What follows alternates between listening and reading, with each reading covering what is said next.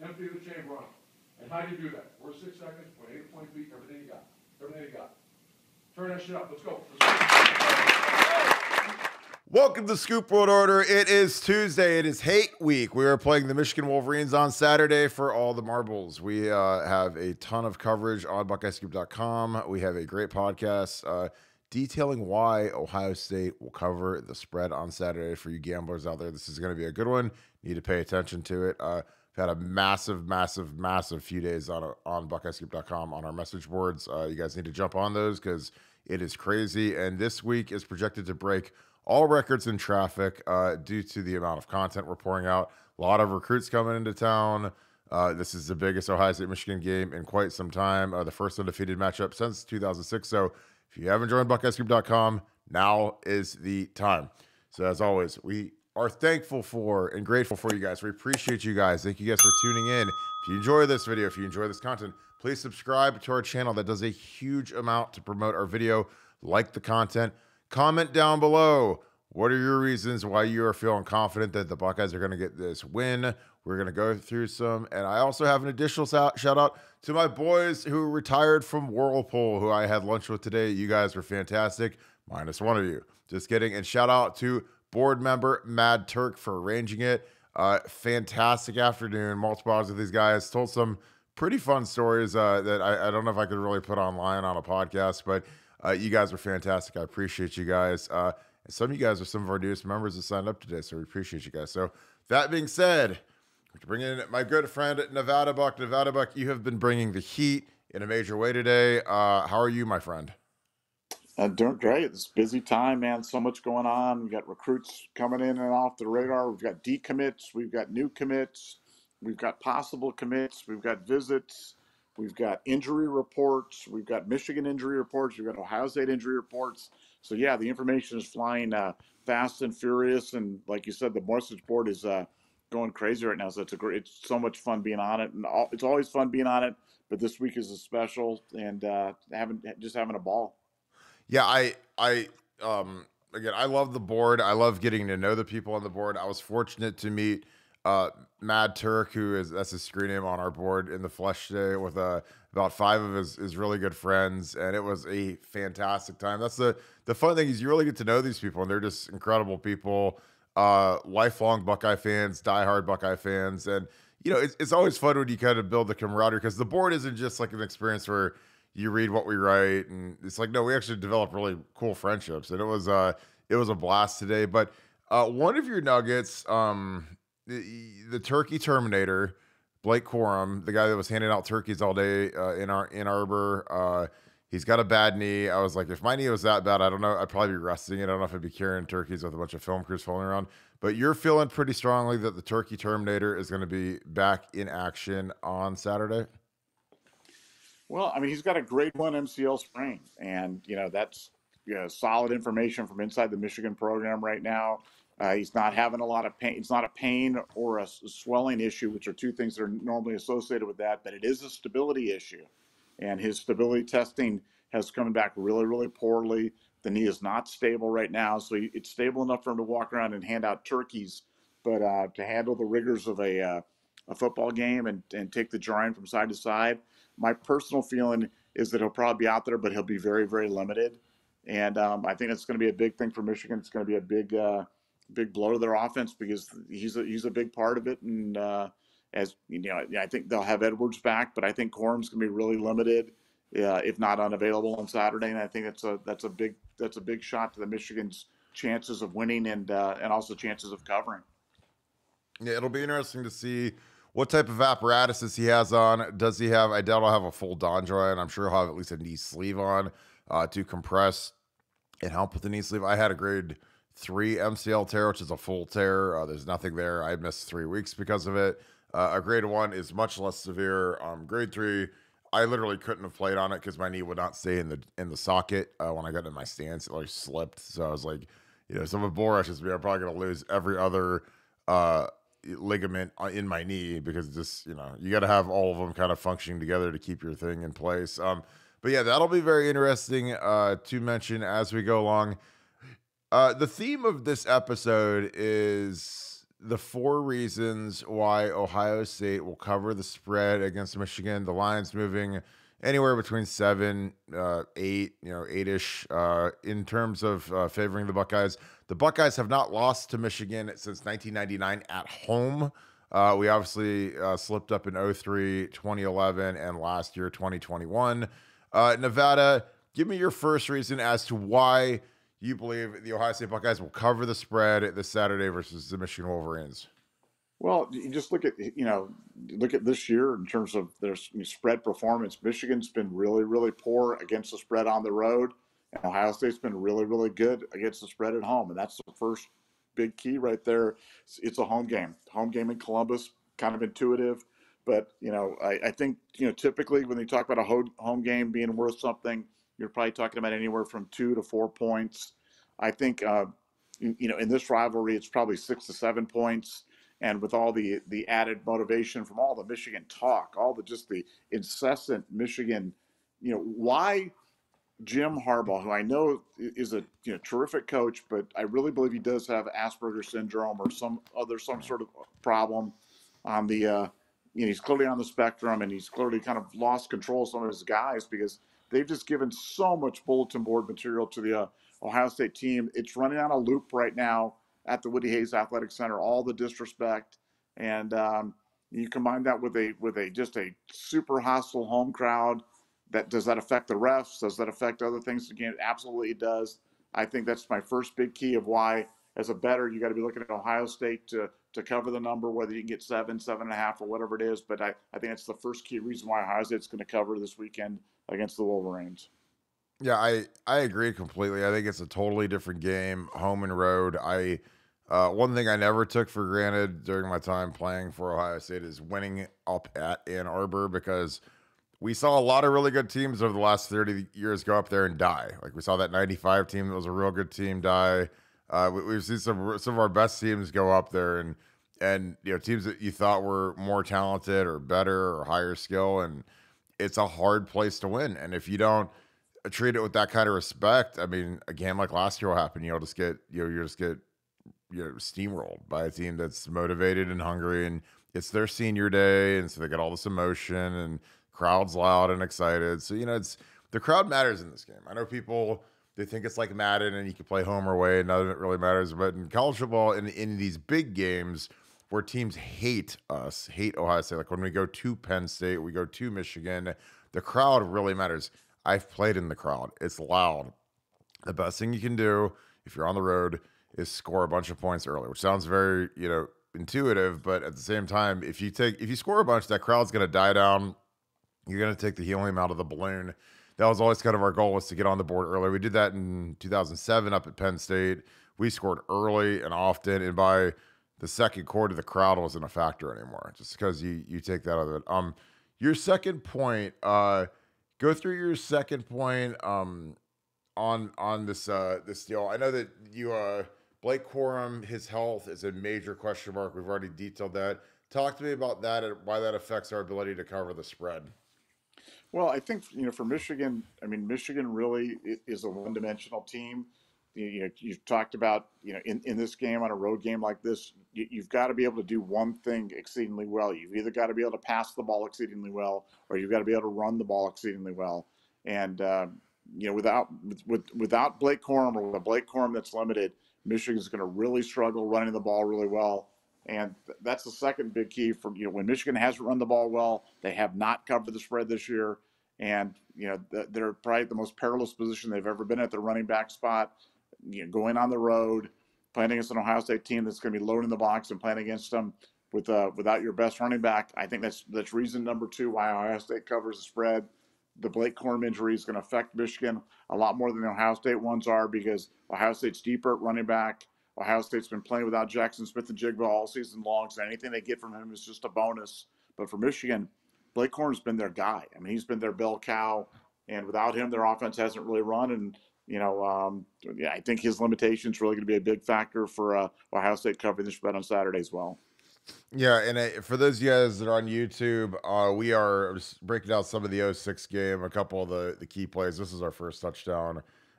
Michigan we knew they were going to pressure us, blitz us. They love to disguise and bring guys from all over the place. So a way to get them out of their disguise is to go empty. Empty means just the 5 offensive linemen, 5 receivers. You got the quarterback. You got Troy back here. It's funny because we work on this like all week, and then we get to the game and we blow it. Of course, TJ and I are correct. We're blocking our guys. I've got I think that's Rondell Biggs. TJ has Crable. Doug Daddish blocks the right guy with Alan Branch. But over here, we completely blow this. This is hilarious. So Steve Ring tries to block 2 and doesn't block any. And then Tim Schaefer just goes out here and cuts. They've been beating Schaefer pretty much every single play, and then he beats him again here. Sometimes it's better to be lucky than good, because this is a total missed assignment by these 2 guys. But Troy gets the ball off. We score our first touchdown. Boom. Easy peasy. Lemon squeezy. Nevada, yeah, I agree. I think that, when they have a guy, when they've been so reliant on a bell cow like Blake Corum, when he has a knee that is shaky at best and could potentially be further injured, it's hard to give that guy his normal dose of carries, his normal 25, 30 carries that he would get when they're really cooking and they're doing what they like to do, which is run the ball and play defense, shorten the game, not throw it, run misdirection, run stretch. So that'll be interesting. On to your third point. Go through your third point in covering the spread versus Michigan. Well, I think the third point really it's related to the second one, but it concerns Michigan's ability to throw the ball down the field. If your passing game is not going to be able to support your running game, then you're going to have problems. And Michigan has really struggled throwing the ball this year. They've really struggled throwing the ball on the road. And again, it's nice we have that tape of the 2006 Michigan game going on in the background. You look at who did Michigan have? Chad Henne, Mike Hart. Some of these great players, and Michigan doesn't have that. Michigan doesn't have that great quarterback back there that's going to play in the NFL for 17 years, or those great wide receivers. And reason number 3, Michigan's not going to be able to throw the ball effectively against Ohio State, even against a depleted Ohio State secondary. And when you're struggling to run the ball and you're not really proficient at throwing the ball, then you're going to have troubles on offense, and that spells a long day for the Wolverines. And especially if they jump behind, you force them to try to do something that's out of their comfort zone. Really going to spell problems. And again, another reason why I think the number is going to be a lot bigger than people do, and why I'm encouraging people to lay 7.5 points, and go to the bank as the Buckeyes go on for an easy cover. Yeah, I agree. I think Michigan's fool's gold. I've seen good, talented Michigan teams. This 06 team, so this is Lamar Woodley. He's Pittsburgh Steelers second-round pick, won a Super Bowl. His second year, really good player, Pro Bowler. David Harris, the middle linebacker, was captain of the Jets for 10 years, the New York Jets, longtime NFL guy. Alan Branch played about 14 years in the NFL, played for the Patriots, was a second-round pick. You can't see Leon Hall. Leon Hall is off the screen, but he was a first-round pick corner. I just don't see that kind of talent. I'm just being honest. I don't know if this team's as good as the 16 team, the 18 team. The 18 team is the one that had Rashawn Gary and Winovich and those guys, and Dwayne Haskins threw for, we ended up scoring 62 points or whatever it was in Urban's last game in the shoe. So I don't know. I'm sure they're talented. I don't see it. I know their D tackle Massey Smith gets a lot of hype, but I don't know if he's as good as Alan Branch. Alan Branch was about 6'6", 340. I mean, he was a monster of a dude. Here's Beanie's touchdown run. One thing I will point out that was hilarious on this play is that, again, we talk about being luckier than good. Our tight end, Rory Nickel, is lined up at left tackle. This is called unbalanced. This is an unbalanced set. And Rory just absolutely whiffs on Sean Crable. I mean, you couldn't run this play any worse. You couldn't block this play any worse. Whiffs. And Sean literally hits Beanie for what should be about a 4-yard loss in the background. Yeah, but Beanie being a monster just spins off of him. And again, I think it helped that this field was just completely terrible. They installed this field 2 weeks before the game after we played Minnesota. I am actually lined up at tight end backside. So, here's the center. Here's a guard. Here's a tackle. Here's a guard. Here's a tight end who's lined up as a left tackle. So he's only he's 1-2 guys away from the center. So my job here was to release. This was kind of in the formative days of the read option. So we're not reading this guy, but that's what it kind of looks like. That's what this, you see Troy, it looks like he's reading it, but he really isn't. And my job is to go pick off the safety, which again, this is a tough block for a guy like me. I had knee braces on, or 315 pounds or whatever, and I'm in a lot of space versus a safety. So I just, all you want to do is just try to get a hand on him and just kind of deflect him a little bit. So I end up doing that. Like I track him down here, and I throw him right into this umpire. This umpire gets killed. And again, I laughed because I was like, you better keep your head on a swivel at the Ohio State Michigan game. So I end up hitting this guy, and he goes into the umpire. The umpire about dies. And this is like there's a bunch of photos online of this where you just see me, like, it looks like I'm lost. I'm turned the wrong way, and Beanie's going this way. And, Beanie could run for as big as he was. He was a 4.4 guy. And, he split it. We scored. I mean, the stadium just went ballistic, which was great. But yeah, I don't see the talent. I really don't. Like, I think Aiden Hutchinson was a fantastic player. He's having a great NFL first year. I believe he leaves all rookies in sacks and pressures, so he's making a major impact. I don't see that guy this year. And even their other end last year, the kid that tore his Achilles tendon and went in the second round of the Ravens, I don't see that. And I could be dead wrong, and you could come after the game Saturday and say, Kirk, I told you they were better, they're better players, but I just don't believe that. I've seen good Michigan teams over the last 30 years. Usually you can, you look at the Mel Kiper draft list, and you're going to see a big D tackle, a D end, a linebacker, a corner. When I played, they had Marlon Jackson, who was a first-round corner. They had Leon Hall's first-round corner. I mean, they had these guys that are, they're going to be top 15 picks. Like, I don't see that this year. I don't see the talent on defense. Now, they play hard, and they're sound, but, their coordinator that beat us last year and whipped us last year, he left after 1 year and went back to the Ravens. So, I don't know. Maybe he knew that the talent was going to be drained a little bit, and he better get out while the getting is good and go ride that wave of that Ohio State win and head back to Baltimore and work for for John Harbaugh on Leave Jim. Nevada, your final thought on why we'll cover thought number 4 is? Well, just, we've been kind of touching on it here. Michigan's not as good as Ohio State across the board. And if you look at the Ohio State team,